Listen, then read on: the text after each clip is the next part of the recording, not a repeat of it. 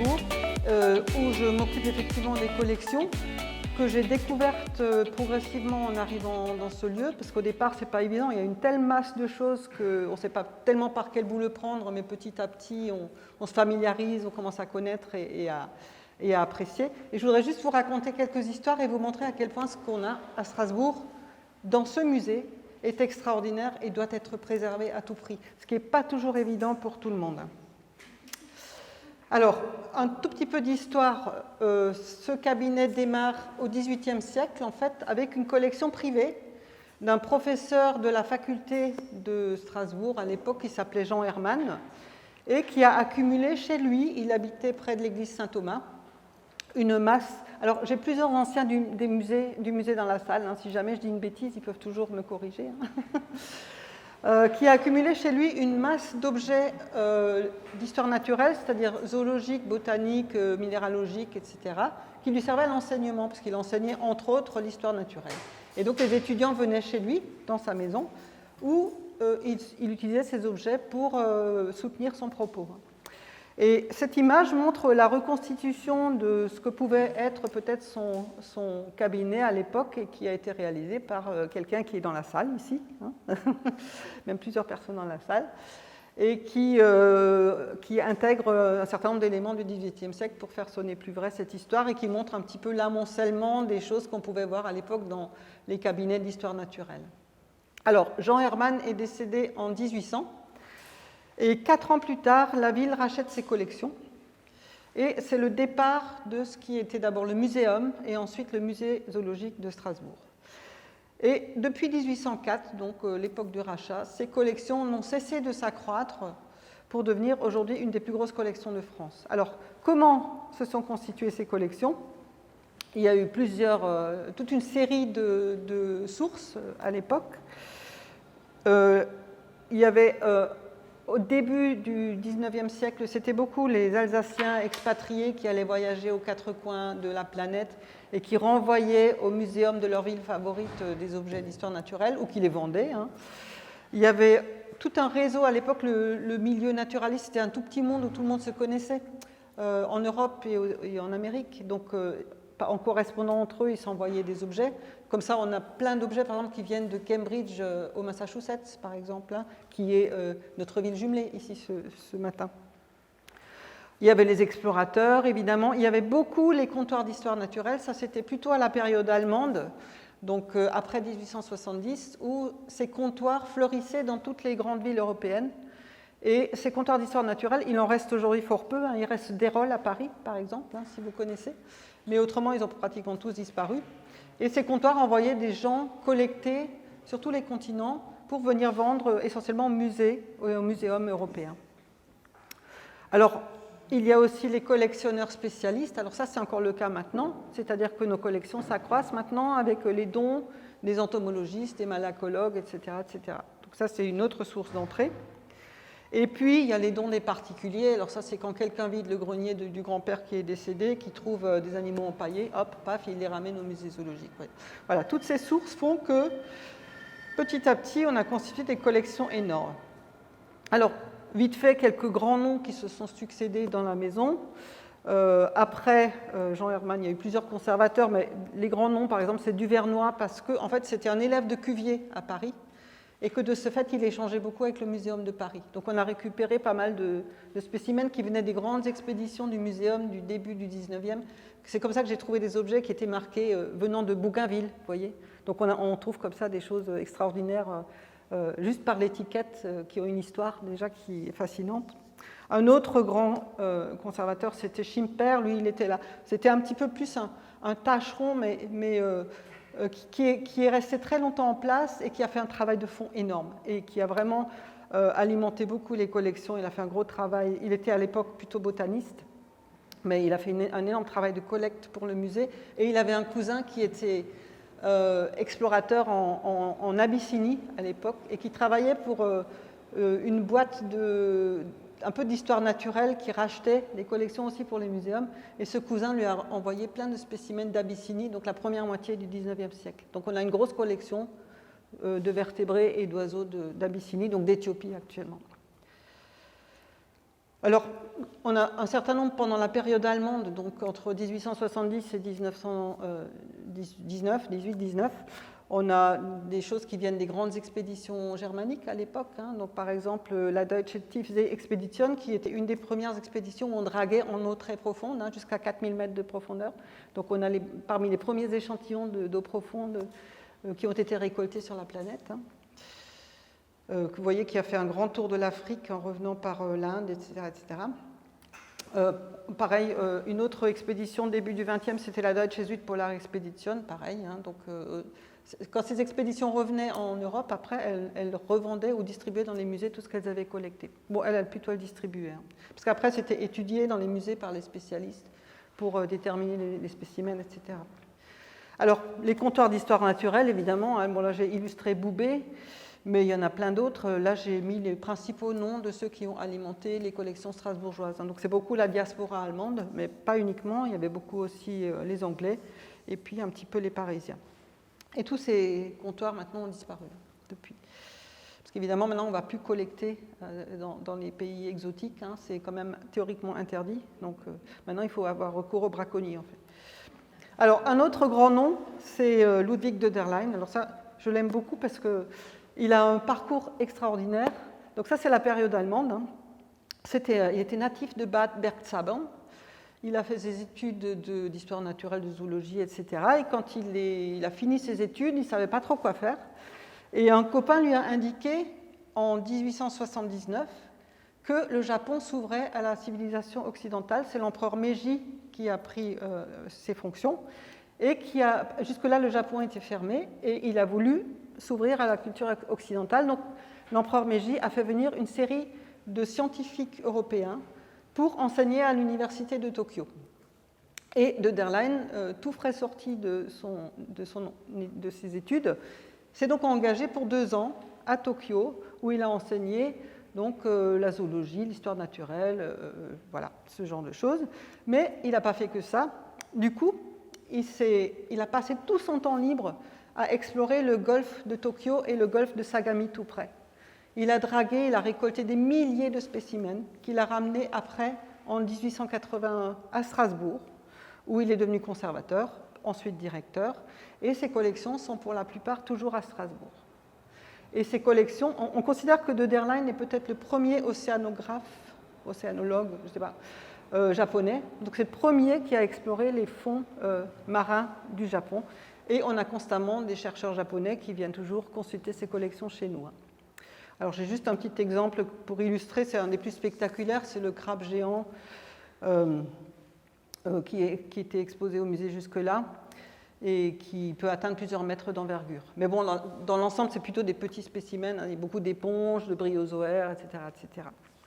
Alors, ça n'a pas trop bien fini pour lui, parce que quand l'Alsace est redevenue française en 1818, il a été foutu dehors comme tous les Allemands en ne pouvant emporter aucune de ses collections. Donc elles sont restées à Strasbourg.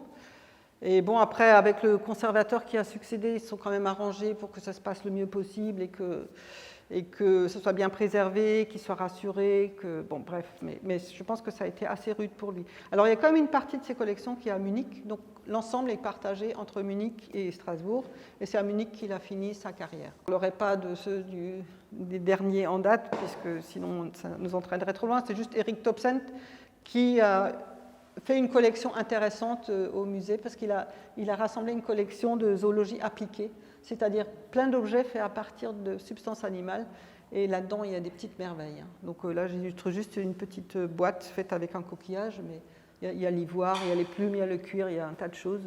Donc c'est une collection très originale qu'on a.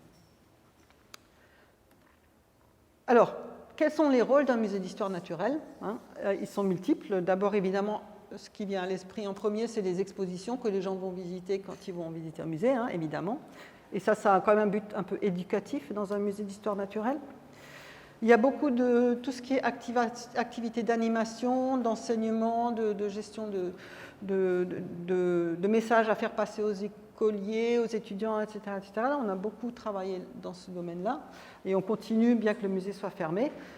Il y a évidemment la conservation et l'utilisation des collections Et c'est là-dedans que je me suis essentiellement insérée.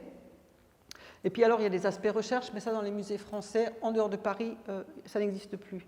Ça existe encore en Allemagne et dans les pays anglo-saxons, mais plus en France. Les musées ne font plus de recherche, à l'exception du Muséum à Paris. Alors, juste pour vous dire à quel point c'est important, ça, vous avez peut-être vu les images à l'époque, il y a 2 ans, quand le Grand Muséum du Brésil a brûlé, on a perdu une masse énorme d'informations, des spécimens types, essentiellement. Le spécimen type, c'est la référence pour une espèce qui a permis de décrire une espèce. Donc, chaque espèce connue sur la planète, et il y en a près de 2 millions actuellement, a un type entreposé quelque part, ou une série type entreposée dans un musée. Et bien, quand ça disparaît, c'est vraiment un problème pour retrouver la référence, quoi. Et il se trouve que nous, on en a beaucoup des types à Strasbourg. Alors, quelques chiffres vite fait, là, pour vous donner un petit peu une idée. On estime qu'on a à peu près 1,2 million de spécimens. Donc, vous voyez que la tâche est énorme pour les inventaires. Et pour comprendre comment ça s'organise et surtout le rangement, le conditionnement pour que ce soit bien préservé. Alors, ces collections sont quand même pour la plus grande masse du 19e. Et je dois dire qu'elles sont en état plus que satisfaisant. Alors évidemment, elles sont devenues fragiles avec le temps, parce que l'atmosphère au musée n'est pas contrôlée, donc c'est un peu sec. Donc c'est devenu fragile, mais dans l'ensemble, ils sont dans un super bon état, quoi, quand même. Et beaucoup consultés par les chercheurs, entre autres. Alors ces collections, bon, je ne vais pas rentrer dans les détails, mais une des collections phares, c'est les oiseaux, dont on a près de 18 000 spécimens, ce qui est énorme. Ça doit être une des plus grosses collections de France. Je ne parle pas de Paris, qui est hors catégorie en général partout, mais pour les musées de province, c'est une des plus grosses collections, et qui est en parfait état. Alors juste pour la petite histoire, on décrit actuellement de l'ordre de 10 000 espèces d'oiseaux sur la planète, et on en a plus du tiers représentés quand même, ce qui est énorme. Et ça vient de tous les coins du globe. Voilà. Alors, évidemment, la grosse masse, en général, c'est les insectes. Ça, évidemment, parce que c'est plus facile de ranger 10 000 insectes que 10 000 éléphants, donc, et même de les ramener. Donc, souvent, dans les muséums, la grosse masse, c'est les insectes. Et c'est une très belle collection aussi. Alors, sans rentrer dans les détails, je vais maintenant vous montrer comment on conserve tout ça. Alors, il y a plusieurs manières de conserver. La plus fréquente, c'est la conservation à sec, c'est-à-dire que l'objet est simplement asséché. Et ensuite, il se garde très bien, à condition de surveiller qu'il n'y ait pas de parasites qui viennent grignoter l'intérieur, ce qui arrive quand même assez fréquemment. Donc, il faut constamment surveiller quand même tout. Il faut tout le temps tout surveiller. Alors, qu'est-ce qui est à sec? Il y a évidemment tout ce qui est gorgone, madrépore, donc ça, c'est dans l'embranchement des cnidaires, pour ceux qui maîtrisent un peu. Il y a les crustacés, il y a les échinodermes, donc étoiles de mer, oursins, etc., ce genre de choses. Et ça fait des objets en plus qui sont très beaux, souvent. Conservation à sec, c'est évidemment aussi les insectes, donc près de 900 000 insectes. Et ça fait quelques milliers de tiroirs comme ça qui sont rangés, inventoriés, ils sont triés par taxon, donc par espèce, à l'intérieur des familles qui sont rangées donc par famille, etc., etc. Donc tout ça est rangé. Alors organiser et ranger 900 000 insectes, je peux vous dire que c'est pas rien. Avec un collègue entomologiste de la Société alsacienne d'entomologie, Henri Callot, on a passé 10 ans à ranger juste les coléoptères et les lépidoptères, c'est-à-dire les papillons. On a rangé 525 000 ou 550 000 insectes, rangés donc par taxon, par région du globe, par collecteur, etc., etc. Et on a fait l'inventaire qu'on a publié ensuite, et ce sont des collections qui sont consultées après. Mais il nous en reste encore plus de 300 000 à ranger pour les 10 ans suivants. Alors, une autre belle collection, évidemment, c'est la malacologie, qui, là, on estime un peu plus de 40 000 lots de coquillages.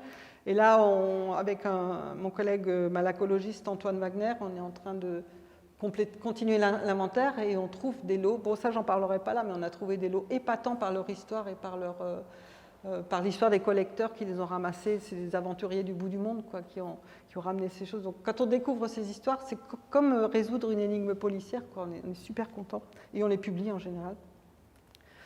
Alors, l'autre moyen de conservation, c'est en alcool.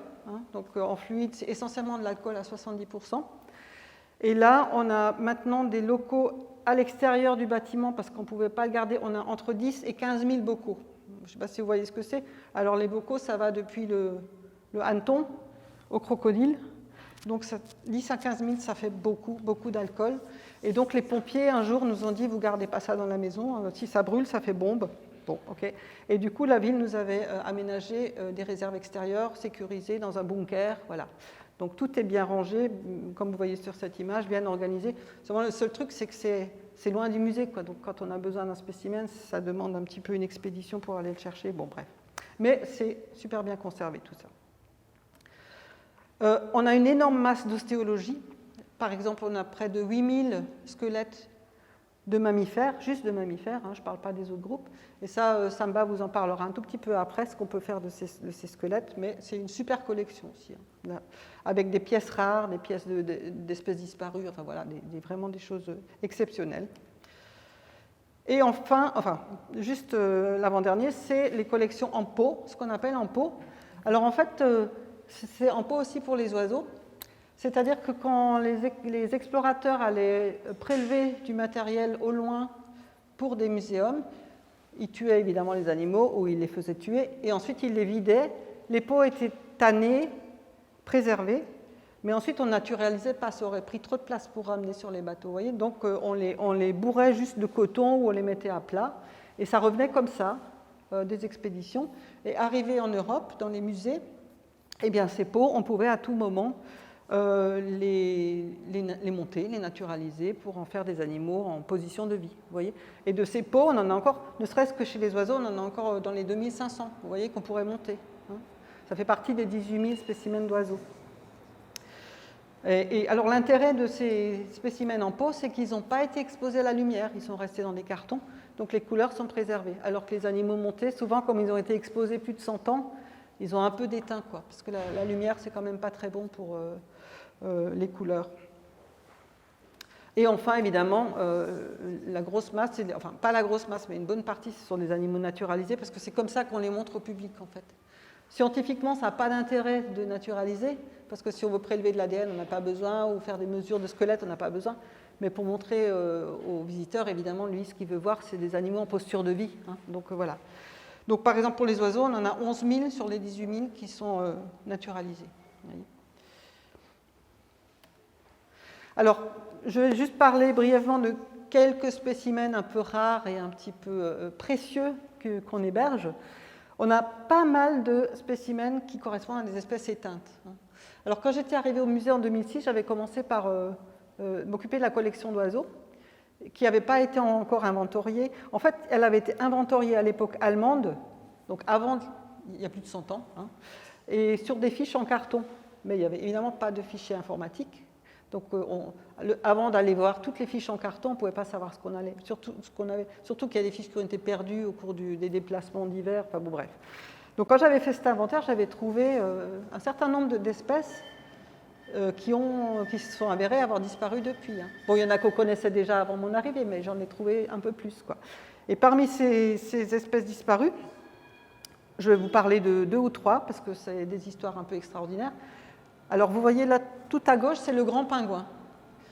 Ça, c'est peut-être notre spécimen phare au musée, un de nos spécimens phares, parce que c'est peut-être le plus vieux du monde. Alors, le grand pingouin, il y a 2 espèces de pingouins. Il y a le pingouin torda qui existe toujours, et il y avait le grand pingouin qui a disparu donc en 1844. Voilà. Et ce grand pingouin habitait dans l'Atlantique Nord, en grande masse. Comme l'autre pingouin, il ne savait pas voler, donc il accostait sur les îles et sur les côtes de l'Atlantique Nord quand il voulait nidifier, hein, pour faire ses petits. Et les pêcheurs se sont très vite aperçus que les œufs étaient succulents. La graisse du pingouin servait à faire brûler les bougies, etc., etc. Puis on le mangeait aussi accessoirement, bien que, paraît-il, il n'était pas excellent. Mais voilà. Donc, vers le début du 19e, déjà, il n'y en avait plus beaucoup. Il s'était réfugié sur une île au large de l'Islande parce qu'elle était tellement dure d'accès qu'aucun bateau pouvait accoster. Mais en Islande, il y a des volcans, un volcan a explosé, l'île a sombré en 1844 et le dernier grand pingouin a disparu ce jour-là. Donc c'est un petit peu un oiseau emblématique chez nous. En plus, il a été donné au XVIIIe siècle, celui-ci à Jean Hermann lui-même, par Peter Pallas, qui était le grand biologiste allemand en poste à la cour de Catherine II de Russie. Voyez. Donc en plus, il a une histoire un peu particulière qui nous plaît bien. Et il y a quelques années, un journaliste avait fait le tour de tous les grands pingouins naturalisés de la planète. Et il en avait repéré uniquement 2 qui sont du XVIIIe. Un en Angleterre, je ne me rappelle plus où, et l'autre chez nous. Donc si ça se trouve, c'est un des plus vieux du monde. Voyez. Mais il n'est pas beau, hein, il est très laid, mais il a des excuses.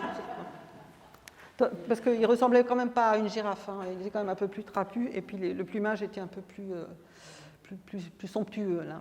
Mais bon, il a des excuses, il a un grand âge et une belle histoire.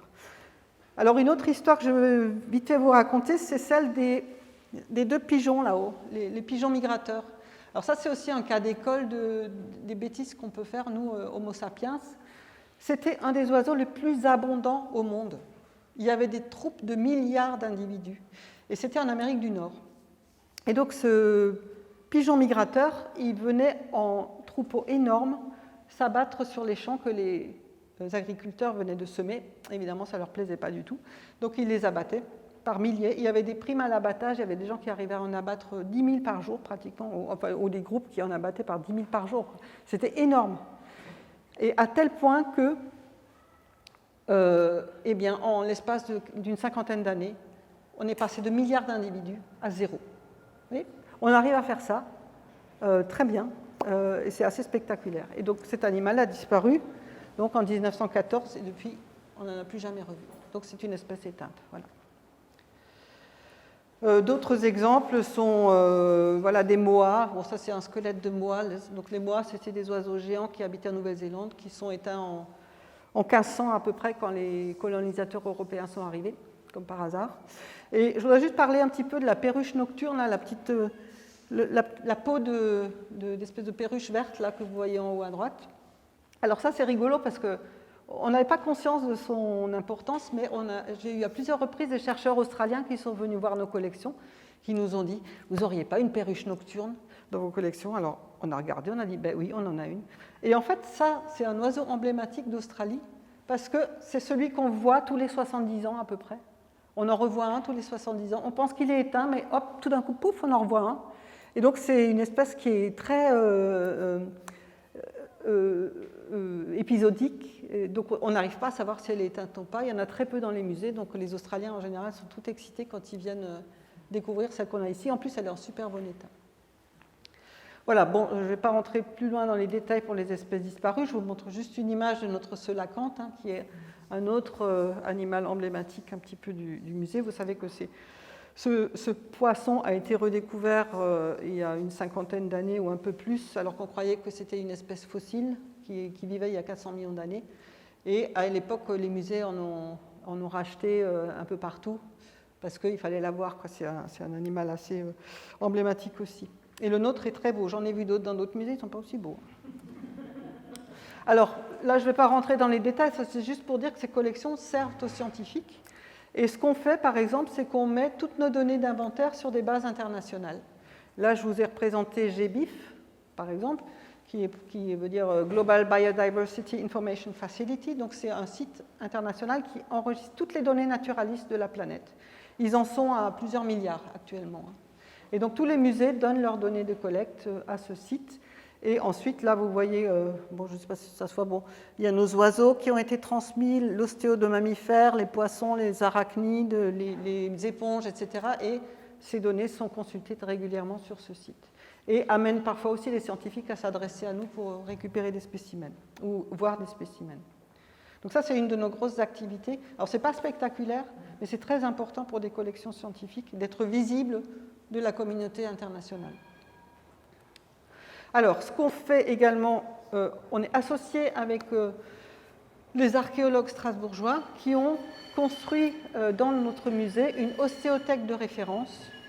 Et ça sert à tout le quart est de la France. C'est une ostéothèque où chaque os de mammifère ou d'oiseau ou de poisson est représenté. Et comme ça, quand les archéologues trouvent des restes osseux sur leur site de fouilles, ils viennent comparer et ils peuvent déterminer ce que c'est comme espèce. Ça leur donne des informations très importantes pour leurs travaux. Donc voilà, cette ostéothèque a été montée par Rosemarie Arbogast, et Samba, qui va vous parler, travaille avec elle pour son projet vertébré. Donc ça, il y a énormément d'étudiants qui viennent, qui utilisent ça, ou de chercheurs, archéologues d'un peu partout, même de Suisse et d'Allemagne, hein, des fois, même d'Écosse. Donc voilà, ça c'est un but aussi très important. Une des utilisations très importantes aussi de collections scientifiques. Alors, un peu plus léger maintenant, on a aussi beaucoup d'artistes qui viennent. Alors ces artistes, c'est souvent des photographes, c'est parfois comme Alain des peintres, ou il y a parfois des sculpteurs, etc. Donc ils viennent, ils sont fascinés par le lieu, puis chacun a sa façon de travailler, chacun va représenter autre chose. Donc là, j'ai choisi d'illustrer quelques photos d'une photographe vosgienne qui s'appelle Fernande Petit-Demange, qui expose en ce moment à Offenbourg, je crois d'ailleurs, et qui fait d'énormes photos. Bon là, c'est pas très spectaculaire là, parce que c'est un peu petit, mais elle fait tout en argentique. Donc une photo, elle passe une journée à peu près, ou 2 ou 3, pour faire une photo, quoi. Mais c'est chaque grain d'argent est réfléchi à l'avance, quoi. Donc là, par exemple, elle a pris un peu de verrerie, un ensemble d'étiquettes de poissons du 19e siècle. Là, elle a pris des fanons de baleines, des os d'hippopotame, voilà. Donc elle était toute excitée, elle a passé 3 semaines chez nous à photographier comme ça des détails de nos collections, voilà, dont elle fait des expos après. Alors, ce qu'on a aussi, là maintenant je vais finir par une note un peu plus légère, c'est on trouve aussi des collections, pas que d'animaux, mais de peintures d'animaux qui sont venues souvent avec les collections. Et là, par exemple, on a une énorme collection d'aquarelles d'un monsieur qui s'appelait Buchecker, et qui était professeur de sitar au XIXe siècle, mais aussi fanat d'entomologie. Et donc, il peignait, donc c'est de l'aquarelle et, je pense, de l'encre de Chine. Je ne sais pas si tu avais vu ces trucs-là. Oui, je pense que c'est ça. Et on a dans les 5000 planches comme ça, il a représenté. Donc, ça fait des mètres et des mètres de papier qu'on va maintenant... On n'a pas encore inventorié tout ça, mais c'est bien préservé. Et donc, voilà, il faisait des choses magnifiques. Hein. Vous voyez, là, ce sont ici des criquets. Là, même des blattes. Hein. Alors ça, je ne vois pas comme ça. Ouais, c'est des blattes. Et des fulgores. Ouais. À droite, c'est des fulgores. C'est proche des punaises. Voilà, des cigales. Vous voyez, dans tous les détails. Alors, tous les détails anatomiques sont parfaitement respectés. Des coléoptères, hein, voilà, des chrysomèles ici. Et évidemment, plein de papillons. Alors, ce gars-là, il a fini sa vie en travaillant au musée zoologique de Strasbourg à la fin du 19e, pendant quelques années. Il a aidé, je ne sais pas si c'était bénévole ou pas, mais du coup, il s'est basé sur nos collections pour compléter ses dessins et ses aquarelles. Voilà, encore des sphinx, hein, toujours. Et voilà, alors une autre de ces collections remarquables, ce sont des gouaches d'un monsieur qui s'appelait Pierre Stellin, qui était industriel alsacien, et qui était fanat de coquillages. Donc on a récupéré toute sa collection de coquillages après son décès, mais aussi il était fanat de punaises. Voilà. Donc on avait récupéré sa collection de punaises, et on s'est aperçu après coup, un peu par hasard, qu'il y avait aussi une collection de dessins associés. Et ces dessins, c'est pareil, c'est magnifique. Alors ça, c'est une autre technique. Alain nous avait dit, tu les avais vus et tu nous avais dit en quoi ça consistait. En fait, bon, ça a à peu près, ça a cette taille, ces dessins, hein, c'est 10 sur 10 à peu près. Et c'est chaque fois à la gouache et recouvert de vernis, mais strictement, pas toute la feuille, juste le dessin recouvert de vernis. Et avec la gouache et le vernis, en plus, il reproduisait les reliefs qui sont sur la cuticule de l'insecte. Donc c'est pareil, hein, là, il y a quelques centaines de planches qui sont absolument magnifiques. Alors, l'écran est un peu petit, on ne se rend pas trop compte. Et en plus, c'est couvert de plastique, donc ça fait des reflets, il faudrait qu'on démonte tout. Mais c'est des choses magnifiques. Hein, voilà. Toutes sortes de punaises. Voilà, par exemple, celle de gauche, là, les détails des ailes sont en relief en plus dans le dessin, vous voyez. C'est vraiment, c'est admirable. Encore des punaises. Il a aussi fait un peu des mouches et des moustiques, ouais, bon, hop. Et évidemment, il a fait un peu des coquillages. Mais les coquillages sont moins spectaculaires parce qu'il peignait des petites espèces locales qui souvent sont assez discrètes. Donc ça, c'est un petit peu moins. Mais en tout cas, toutes ces gouaches d'insectes sont magnifiques, magnifiques. Et évidemment, je vais vous parler un peu des Blaschka. Hein.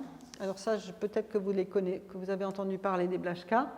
C'était donc des maîtres verriers de Dresde au XIXe siècle, le père et le fils, qui travaillait pour les muséums européens à reproduire des invertébrés qu'on ne pouvait souvent pas présenter vivants parce que c'était trop petit ou trop fragile. Voilà. Donc il reproduisait en fait les planches de Haeckel à une échelle plus grande qu'ils pouvaient observer, et c'était destiné à l'enseignement dans les universités. Ça. Et ces Blaschka sont bien connus aussi des Bostoniens, puisque quand les Américains ont découvert leur travail, ils ont été recrutés par le Muséum de Cambridge, au Massachusetts, pour faire des fleurs en verre.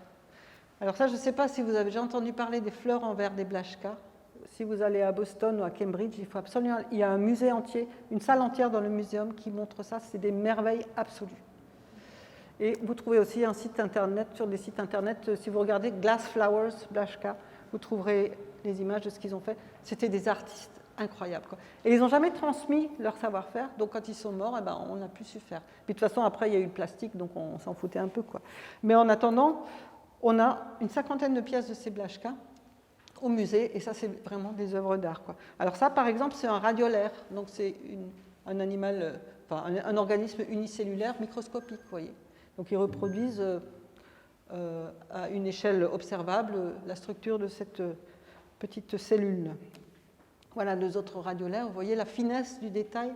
Chaque pointe est un élément isolé, et c'était ensuite collé ensemble avec des colles un peu molles à base de poisson, de mucus de poisson, pour que ce ne soit pas trop rigide. Vous voyez. Donc ils avaient une technique bien rodée pour construire tout ça.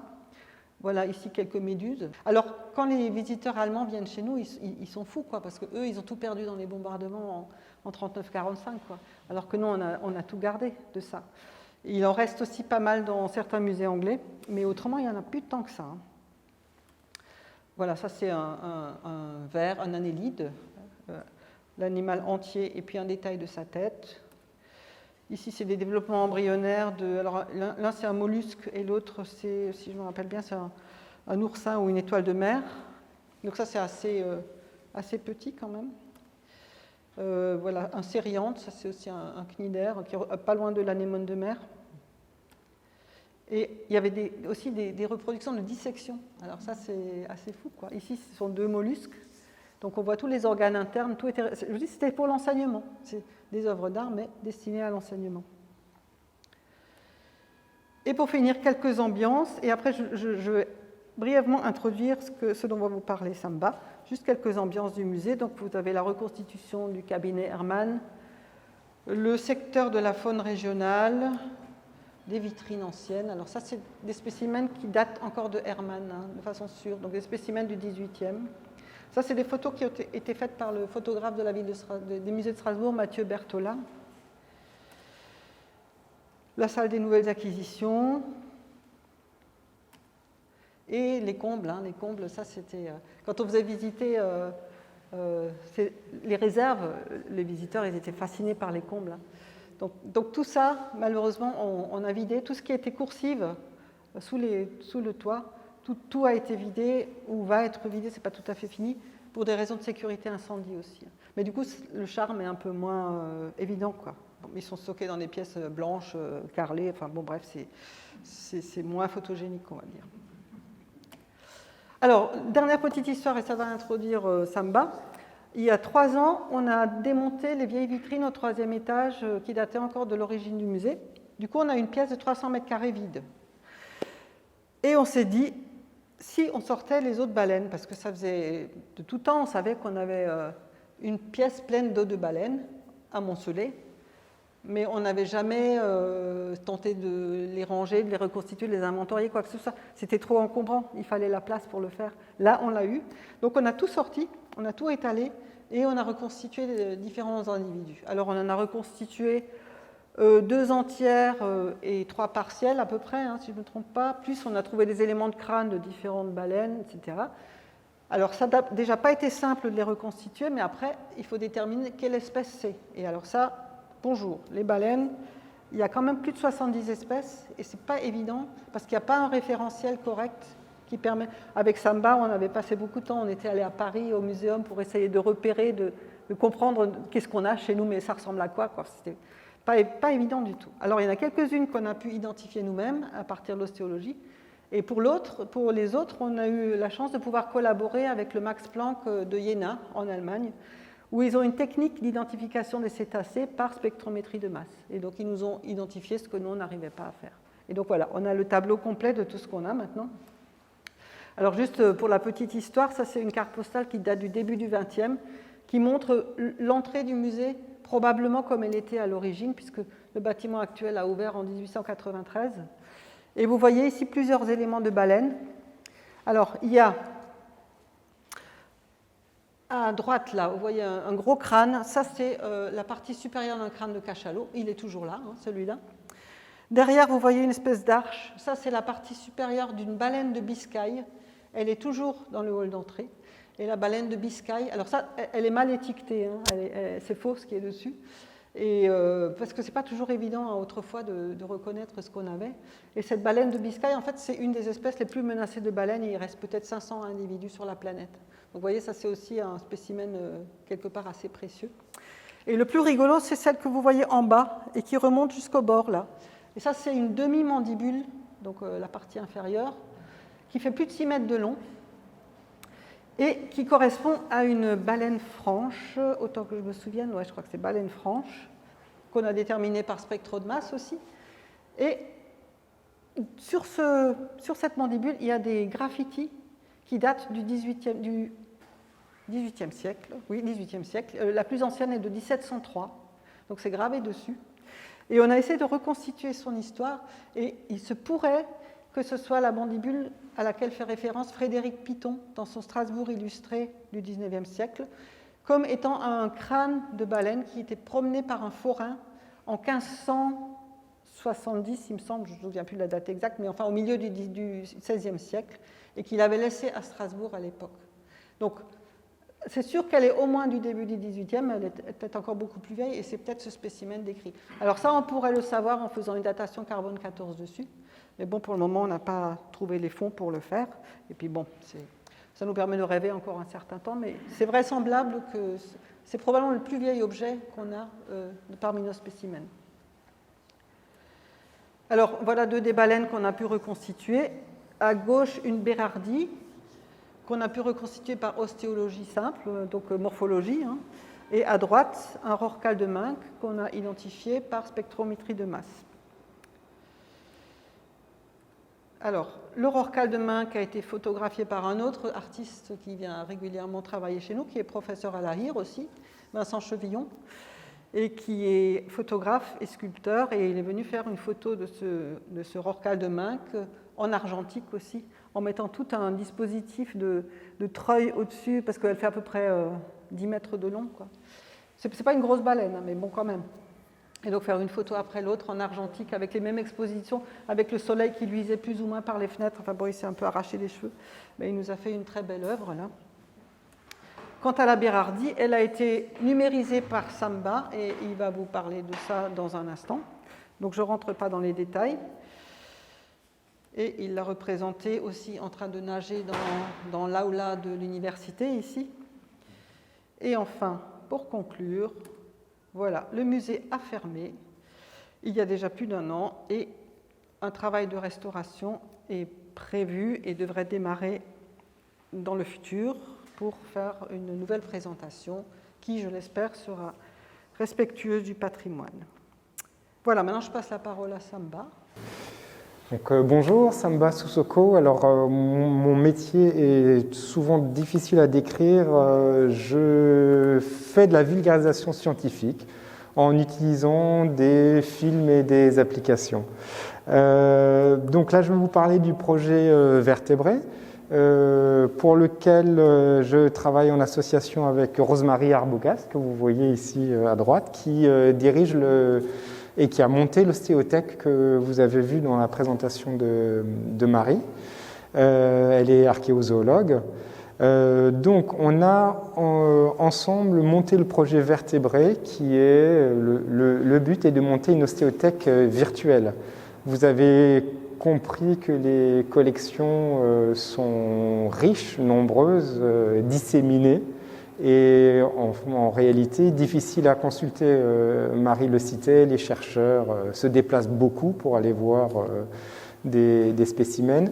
L'idée du projet est de numériser des spécimens d'intérêt qu'on pourrait ensuite manipuler virtuellement en ligne. Donc, dans le cadre du projet, j'ai eu un petit coup de fil intéressant de Rosemary un jour, pendant que Marie et son équipe travaillaient sur la détermination des baleines. Je devais, pour l'application, numériser un dauphin. Et Rosemary m'appelle et me dit « Est-ce qu'une baleine, ça t'intéresse ?» Je dis « Oui, tout à fait. » Et on a travaillé ensemble sur la détermination os par os de cette Bérardie d'Arnoux pour voir si effectivement on avait assez d'éléments pour la reconstituer. Donc là, vous avez en accéléré le travail d'une journée sur replacer une à une toutes les vertèbres, toutes les côtes, les membres de cette Bérardie d'Arnoux. Et qui est j'en connais un seul autre exemplaire en muséum à Paris qu'on est allé voir ensemble pour s'assurer que nous avons bien cette espèce. C'est ce qui nous a permis, celle-là, de la déterminer juste par comparaison anatomique plutôt que par la méthode spectroscopique de collagène. Voilà. On va passer un peu vite. Alors, je vous montre l'application, c'est beaucoup plus simple. Donc, Vertébré est un projet, mais en réalité un projet déjà fonctionnel. Nous avons mis en ligne une première version de l'application au mois d'octobre, il y a un an. Donc, l'atlas ostéologique est très, très, très simple. Nous avons numérisé à peu près un peu plus de 2000 ossements qu'on peut consulter. Alors, il suffit de s'inscrire, je vous montrerai plus tard, sur le site de ma société, la société Laetoli Productions. L'application est gratuite. Et on a accès à une base de données de ces 2000 ossements, mais avec possibilité de tourner autour. On peut mesurer. Voilà, on a des outils pour mesurer des angles. On a surtout des fiches très détaillées sur l'histoire de l'os, l'histoire du spécimen, également l'histoire évolutive du spécimen. Et on a, je reviens ici, si vous voulez par exemple chercher, on a un filtre, des fémurs, voilà, fémur gauche d'une chèvre. Voilà. Donc ça, pour les ostéologues, c'est une mine. Mais moi, ce qui m'intéresse en vulgarisation scientifique, c'est l'évolution. Quand Rosemary me parlait de ce projet, je disais, bon, c'est très bien, ça va ravir les chercheurs et les étudiants, mais si déjà on a ces ossements, on peut faire plus.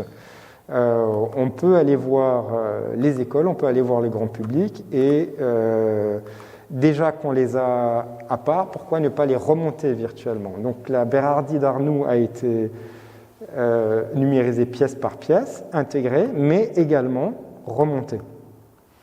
Donc cette pièce-là, la Bérardie remontée telle qu'elle, vous ne pouvez pas la voir dans le musée actuellement. Elle sera peut-être dans le nouveau musée remontée, mais tous les spécimens que vous voyez dans l'application, on va prendre un chien, alors ça, ce chien aussi est particulier, il provient d'une fourrière on pense, début du XXe siècle à Strasbourg. Ce sont des spécimens qui sont rangés dans des tiroirs individualisés et grâce à la 3D, on peut les remonter. Et là aussi, vous avez accès à toutes sortes d'informations. Je ne vous ai pas montré, ça ce sont les informations grand public, mais on a un mode expert aussi pour les étudiants et les chercheurs. Alors bon, si on lit toutes les fiches, quand on n'est pas chercheur, ça peut faire un petit peu mal à la tête. Il y a beaucoup de renseignements. Et donc, comme je vous le disais, moi, ce qui m'intéresse, c'est l'évolution. Du coup, avec ces spécimens-là, on s'est amusé à mettre en place un module d'anatomie comparée. Parce que tous ces vertébrés-là ont une histoire évolutive commune, des points de divergence. eh bien, nous avons intégré un petit module. Là, je ne sais pas si vous voyez, je peux chaîner mes 2 spécimens et s'amuser à faire des homologies évolutives. Donc, si je veux savoir à quoi ressemble la patte arrière d'une baleine, alors je clique là, elle se met en bleu chez le chien et chez la baleine, rien du tout. Ben, elle n'en a pas en fait. La baleine a perdu le bassin et les membres postérieurs. Alors, on va remonter, on va regarder ce qui se passe à l'avant. Voilà. Et vous voyez une très très belle conservation des structures chez 2 mammifères. Alors on va regarder en détail. Voilà, l'humérus du chien, l'humérus de la baleine. Voilà, l'ulna, le radius. Avec ici, vous avez les os du carpe. Voilà. Et vous pouvez le faire avec. Et chez la baleine, vous avez des phénomènes de polyphalangie qu'on retrouve chez beaucoup de vertébrés terrestres qui sont retournés à l'eau. On acquiert plus de phalanges, ça fait des palettes natatoires plus efficaces. Voilà. Donc on a actuellement 14 spécimens. Donc le projet a été monté avec le laboratoire Archimède, donc, qui gère l'océothèque du musée zoologique de Strasbourg, avec Archéologie Alsace aussi. Voici un très beau spécimen d'Archéologie Alsace. Ça, c'est un fœtus humain qui a été retrouvé à Soufflenheim, dans un pot à lait.